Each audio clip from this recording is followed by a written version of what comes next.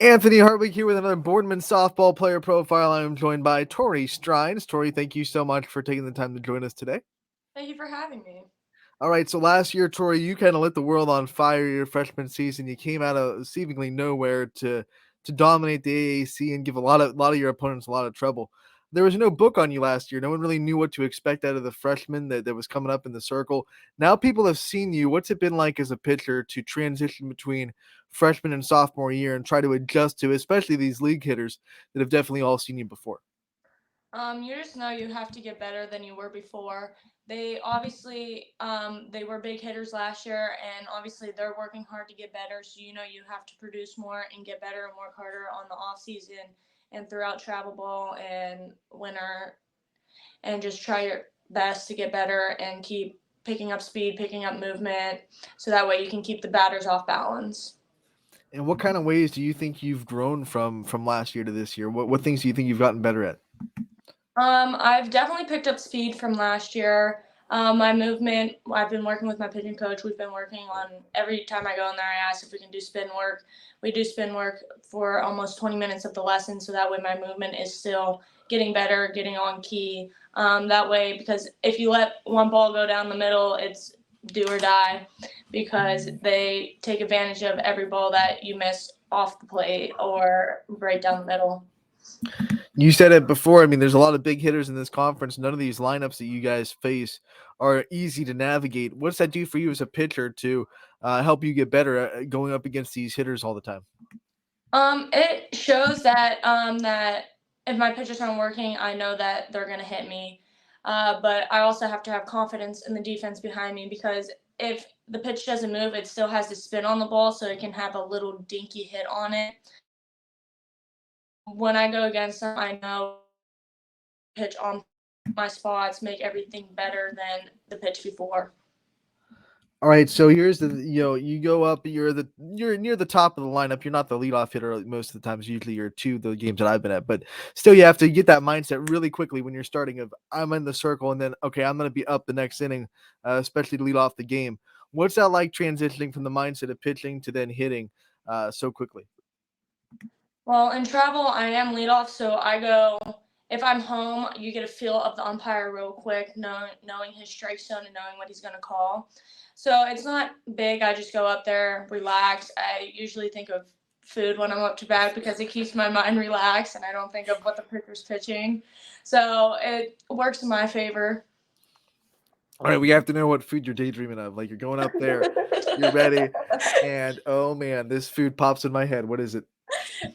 I think if they would put a Chick-fil-A over the fence, that I probably would hit it with every single ball because Chick-fil-A, I can just eat it 24/7, and I still do. She does eat it 24/7. So, like, if Fred Moots is standing at third base and he's holding the Chick-fil-A bag, then you're gonna get to third really quick, right? Like triples for days. That'd probably be the fastest that anyone has ever seen me run. If you want Tori to do a hold sign, just hold up a Chick-fil-A. She won't run home. Great. Um, so, but in all seriousness, getting back to that, how much does a being a pitcher and understanding the way pitchers' brains work give you an advantage when you're in the box?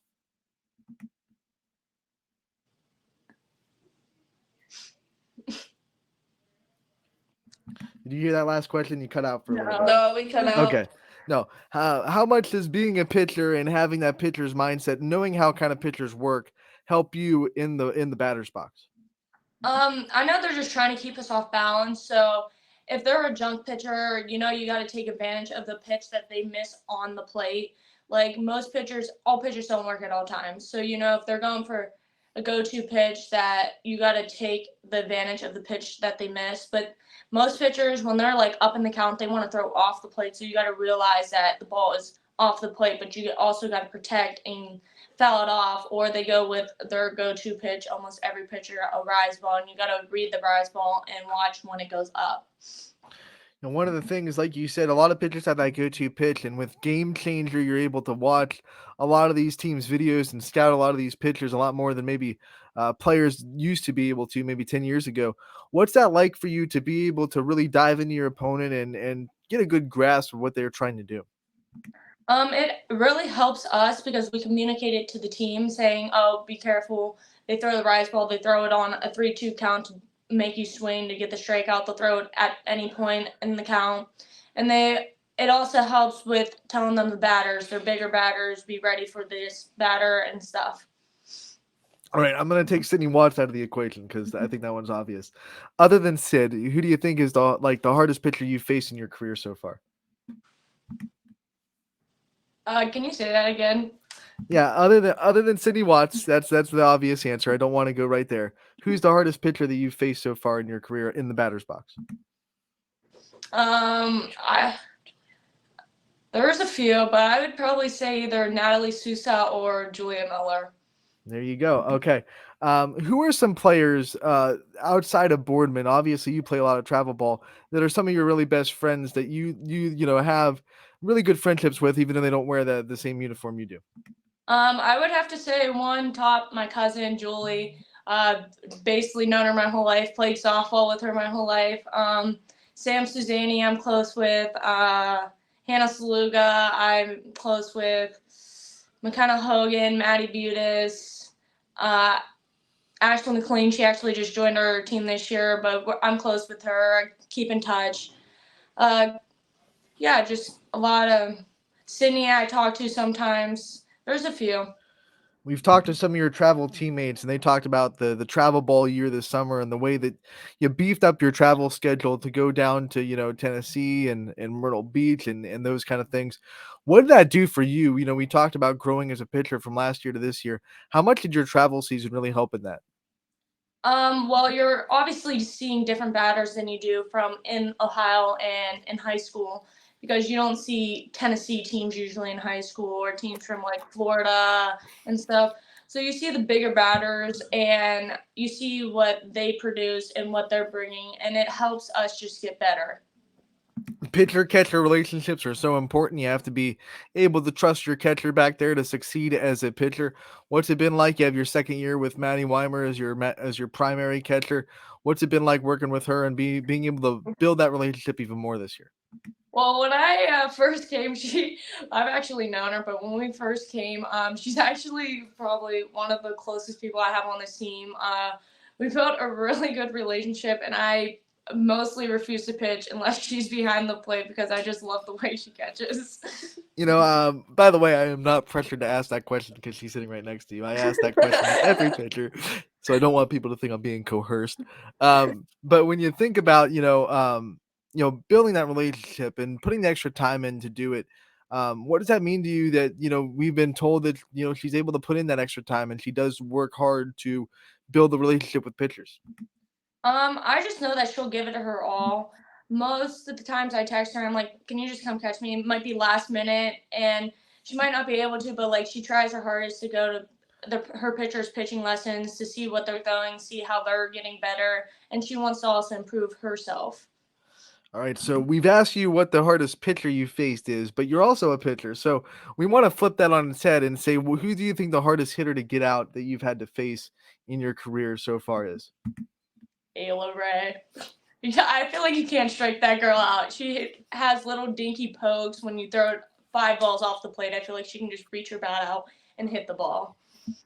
When you think of your career so far, obviously you still have a lot in front of you. What are some goals that you set for yourself, not just for the rest of the season, but going forward to try to keep improving as you go into your high school career?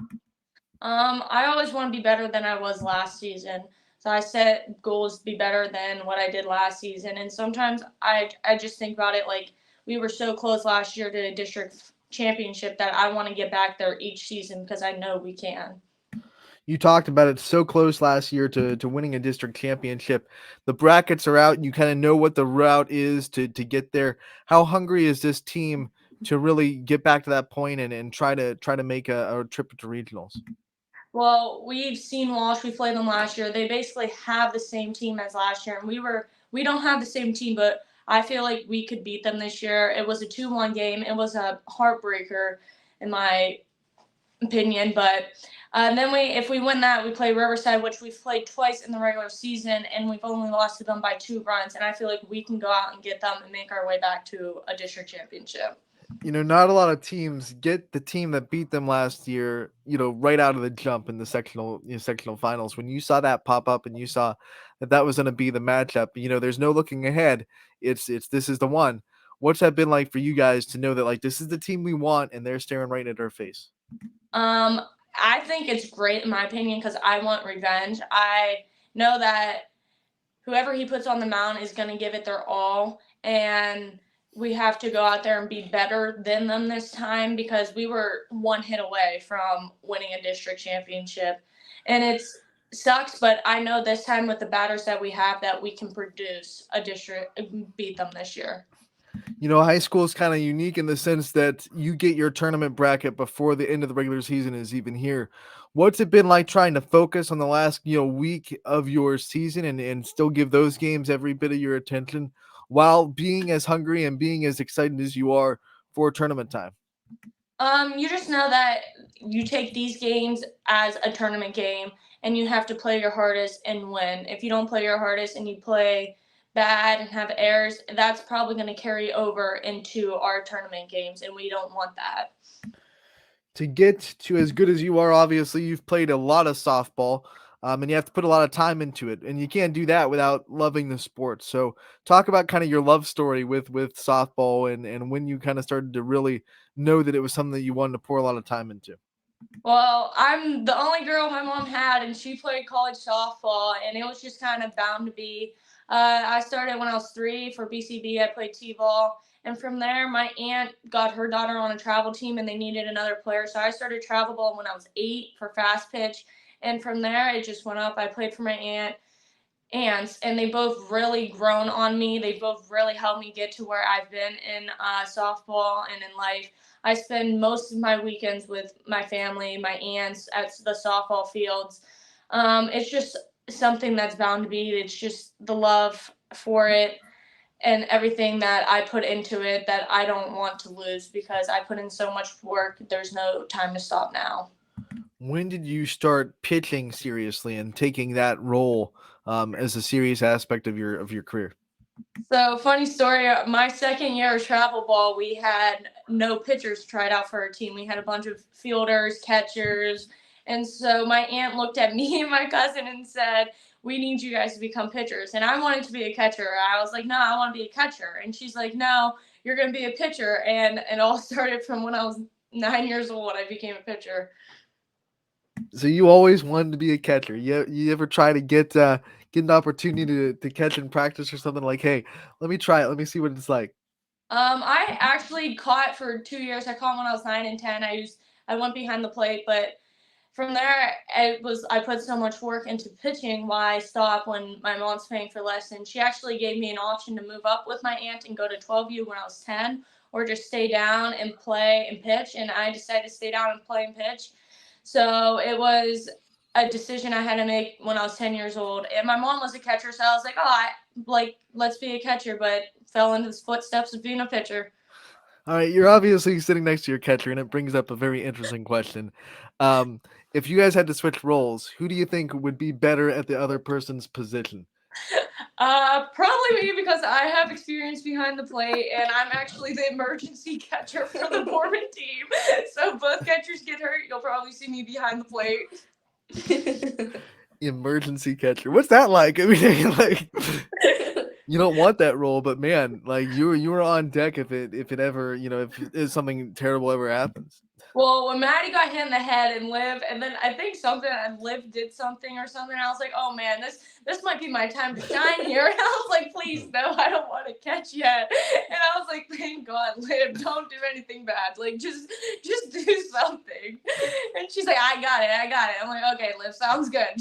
Keep it going. Like last year when we played Fitch and Maddie got hit in the head, we were like, I was grateful that he brought Liv up that game to play in because if he didn't, I was going in to catch against Fitch. No, I was ready. I was ready to go. We like to get to know these players at the end of the interview, obviously.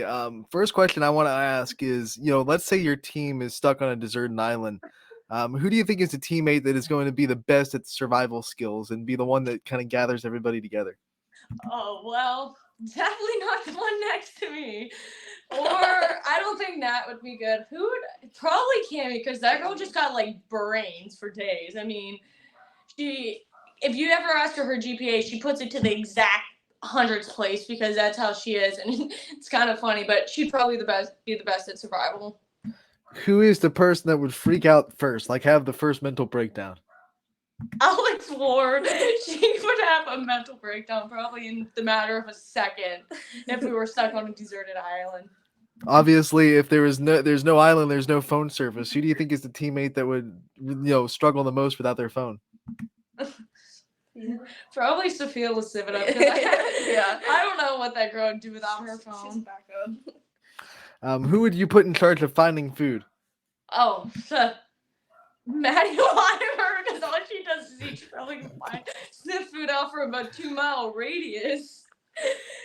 All right, your coaching staff is there with you. So who's the coach that is gonna, be the one to go to? And who's the one that's not gonna be the one to go to? Like, hey, we're in a survival mode.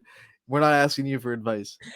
Paige probably be the one to go to because she always has good advice. She probably crack a joke or something, not make it like less serious. Fred definitely would not be the one to go to because he takes everything too seriously sometimes, and he's probably be like upset. He'd be like, "Really? Why are we on this island together? I want to go home."